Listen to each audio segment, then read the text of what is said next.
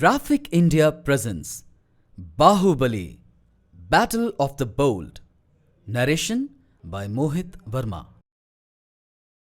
कालके के आक्रमण से पहले, इस कहानी के आरंभ से भी पहले, माहिष्मति के वीर भूमि में एक नायक का जन्म हुआ। एक राजकुमार का जन्म जो अपनी प्रजा का भला चाहता था, किंतु जिसे चारों ओर से मिला सिर्फ धोखा और गद्दारी। ये कहानी है वीरों के वीर बाहुबली की पौराणिक गाथा की।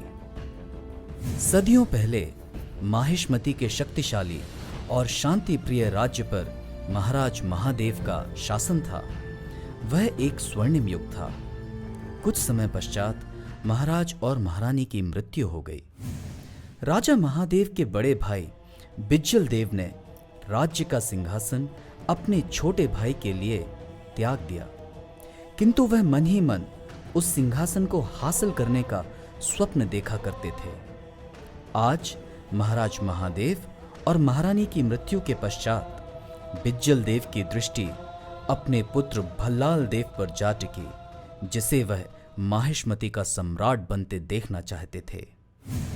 राजा महादेव की मृत्यु के पश्चात माहिष्मति राज्य को अराजकता की गर्त में गिरने से बचाने के लिए बिज्जल देव की पत्नी महारानी शिवगामी ने राज्य की बागडोर को अपने हाथों में थाम लिया और महाराज महादेव के पुत्र अमरेंद्र को अपने पुत्र के रूप में स्वीकार कर लिया। युद्ध कौशल में प्रवीण और माहिष्मति के प्रधान सेनापति कटप्पा की मदद से महारानी शिवगामी ने राज्य का कुशल संचालन किया। उन्होंने स्वयं को माहिष्मति के राज सिंहासन से दूर रखा, क्योंकि वे यह देखना चाहती थीं कि योग्यता के आधार पर राज सिंहासन किसे प्राप्त होता है, उनके अपने पुत्र भल्लाल देव को अथवा राजा महादेव के पुत्र अमरेंद्र बाहुबली को। शिवगामी और बिज्जल देव का पुत्र भल्लाल देव अब बड़ा हो रहा था। वह अपने मन में अपने चचेरे भाई अमरेंद्र बाहुबली के प्रति द्वेष और प्रतियोगिता की भावना रखता था। वह किसी भी कीमत पर माहिष्मति का सिंहासन प्राप्त करना चाहता था। वहीं दूसरी तरफ अमरेंद्र बाहुबली एक कुशल योद्धा के रूप में बड़े हो रहे थे। वे अपने भाई भल्लाल देव के साथ निरंतर युद्ध कला का प्रशिक्षण प्राप्त कर रहे थे और इंतजार कर रहे थे अपनी योग्यता के आधार पर महारानी शिवगामी के द्वारा सिंहासन का योग्य उम्मीदवार बनने की। क्यों भल्ला, अभी से तुम्हारी सांसें भरने लगी? अगर इसी गति से चलते रहे तो हमारा पुरस्कार प्राप्त होने से पहले ही मैं तुम्हें हरा दूंगा। इस गति से मैं पूरे दिन चल सकता हूं बाहु। और हां, ध्यान रहे, यह हमारा पुरस्कार नहीं, मेरा पुरस्कार है। इब्ने ज़हक, पर्शिया का योद्धा। मर माहिष्मति के कीड़े। पर्शिया का योद्धा, मैं इसी से बात करना चाहता था। तुमने क्या सोचा था? तुम कुछ भी कहोगे और उसका कोई परिणाम ना होगा? क्या मैं तुम्हें याद दिलाऊं? कुछ सप्ताह पहले चारों तरफ यह घोषणा करवा दो कि माहिष्मति के लोग कायर हैं। ऐसी बात है? हमारे ही दरबार में, हमारी ही प्रजा के सामने इस बात को कहने का दुस्साहस कौन कर रहा है?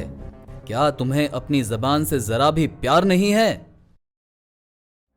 इब्ने ज़हक, अलामूद पर्शिया का विजेता, रुद्र सिंह हिमवंशी का विजेता, उविक फ्रोगमर स्केन नोर्स भूमि का विजेता, गंजौर खान तुयुहुन मंगोलिया का विजेता और नजाम्बी टुंगू कोंगो का विजेता।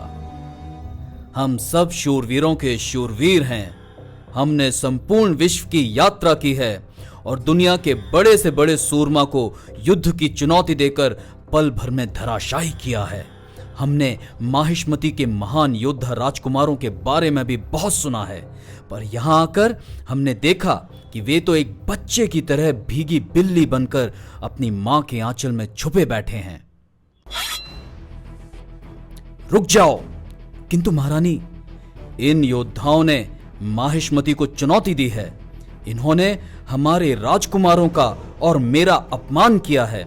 इसका उत्तर देना होगा, किंतु तुम्हारे हाथों से नहीं कटप्पा।